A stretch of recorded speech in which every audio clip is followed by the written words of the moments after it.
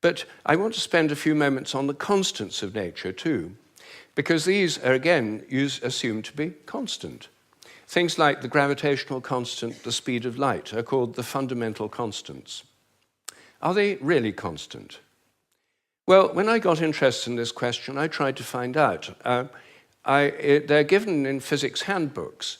Handbooks of physics list the existing fundamental constants, tell you their value.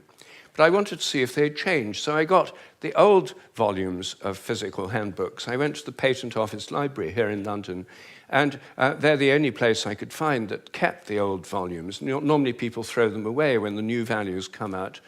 They throw away the old ones. When I did this, I found that the speed of light dropped between 1928 and 1945 by about 20 kilometers per second. It's a huge drop because they're given with errors of only fractions of decimal points of error. And yet, all over the world, it dropped, and they were all getting values very similar to each other with tiny errors. And then in 1945, it went up, 48, it went up again. And then people started getting very similar values again.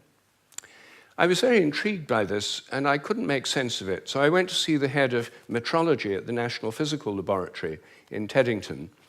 Metrology is the science in which people measure constants.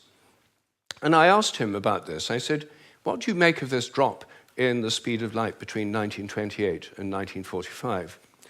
And he said, oh dear, he said, you've uncovered the most embarrassing episode in the history of our science. So I said, well, could the speed of light have actually dropped? And that would have amazing implications if so. He said, no, of course it couldn't have actually dropped. It's a constant. So, well then how do you explain the fact everyone was finding it going much slower during that period? Is it because they were fudging their results to get what they thought other people should be getting, and the whole thing was just produced in the minds of physicists? We don't like to use the word fudge. I said, well, what do you prefer? He said, well, we prefer to call it intellectual phase locking.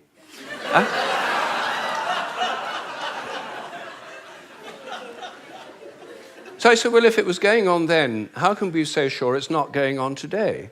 And that the present values are produced by intellectual phase locking. And he said, oh, we know that's not the case. I said, how do we know? He said, we've solved the problem. And I said, well, how? He said, well, we fixed the speed of light by definition in 1972. So I said, but it might still change. He said, yes, but we'd never know it because we've defined the meter in terms of the speed of light. So the units had changed with it. So he looked very pleased about that. They'd fixed that problem. But I said, well, then what about big G? The gravitational constant, known in the trade as big G, is written with a capital G, Newton's universal gravitational constant. That's varied by more than 1.3% in recent years.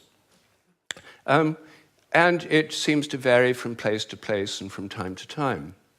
And he said, oh, well, those are just errors. And unfortunately, there are quite big errors with big G. So I said, well, what if it's really changing? I mean, perhaps it is really changing. And then I looked at how they do it. What happens is they measure it in different labs. They get different values on different days, and then they average them. And then other labs around the world do the same, and they come out usually with a rather different average. And then the International Committee on Metrology meets every 10 years or so and average the ones from labs around the world to come up with the value of big G. But what if G were actually fluctuating? What if it changed? There's already evidence, actually, that it changes throughout the day and throughout the year. What if the Earth, as it moves through the galactic environment, went through patches of dark matter or other environmental factors that could alter it? Maybe they all change together. What if these errors are going up together and down together? For more than 10 years, I've been trying to persuade metrologists to look at the raw data. In fact, I'm now trying to persuade them to put it online on the internet with the dates and the actual measurements and see if they're correlated, to see if they're all up at one time, all down at another. If so, they might be fluctuating together, and that would tell us something very, very interesting. But no one has done this. They haven't done it because G's are constant. There's no point looking for changes. You see, here's a very simple example of where a dogmatic assumption actually inhibits inquiry. I myself think that the constants may vary quite considerably, well, within narrow limits, but they may all be varying.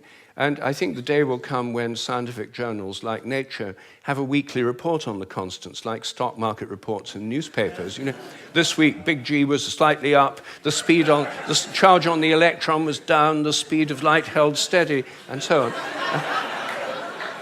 on. That's one area, just one area where I think thinking less dogmatically could open things up.